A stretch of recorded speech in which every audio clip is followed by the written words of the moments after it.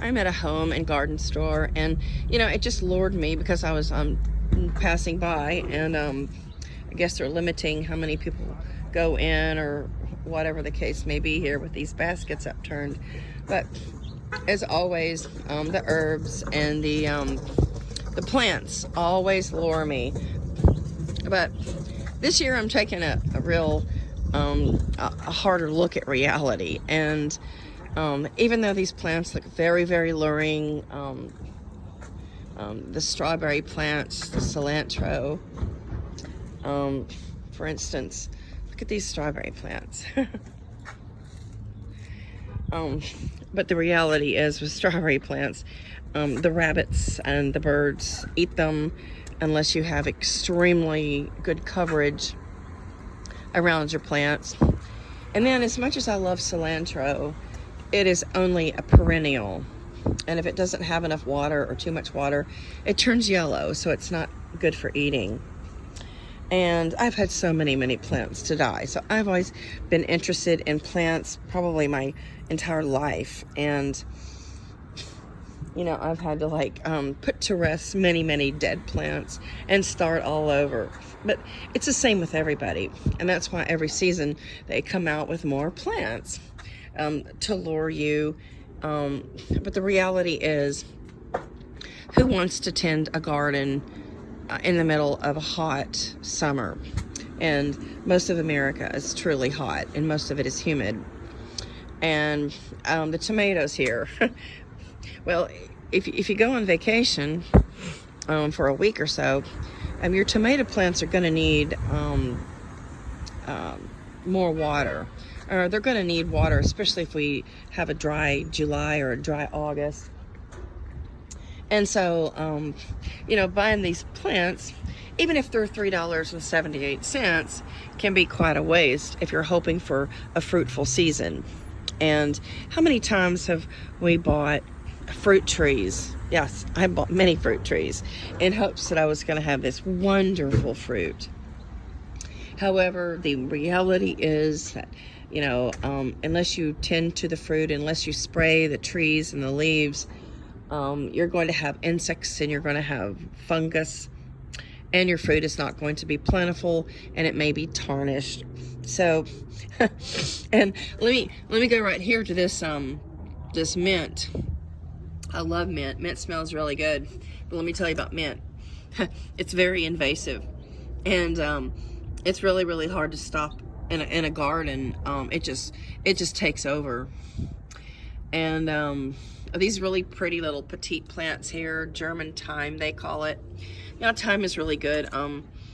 It's really good in food and potatoes, potato dishes and soups. But it's just as cheap just to buy it in the store. Buy your spices when you need it. Because if your garden gets ravaged by animals, birds, or insects, you're not going to have it anyway. So you've just thrown away $3.78 and some time digging up a hole to plant the particular item in. So unless you've got a really green thumb, you may be just wasting your time trying to plant stuff in your garden. And where I live, we have a lot of deer. And so deer like to chew leaves of plants and trees. So, this is all, it's just kind of like optimism bias. It's just another form of optimism. I mean, how pretty are these perfect plants? And let me remind you, this is spring. So this is early spring. So we haven't even come upon our rainy season, nor our hot season. So, but year in and year out, there's always setbacks and disappointments with plants, vegetable plants and trees and everything that you buy from a garden store. And flowers are the most disappointing. They always die, and if you don't pick the dead flowers and if you don't water them routinely, they are going to die. So it's just a big waste, and it's just a big cleanup mess. So it's just one of those aspects about life where you have hopes and dreams. And even when people have children, they have hopes and dreams, and those hopes and dreams don't come to fruition.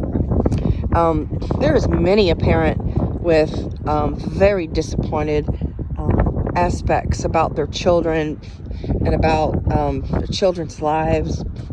And you know, there's a lot of regret, and Facebook and Reddit is full of parents who have had so much regret over their children, and they're very, very disappointed in their children's actions. Maybe their children you know, dropped out of school. Maybe they didn't even get a diploma, a high school diploma, or a GED even. Maybe, you know, they followed a girlfriend or a boyfriend. So parents are full of disappointments, and of course children are full of disappointments. But today I walked away from the store without buying a plant, a tree, or a flower, because I predicted the disappointment.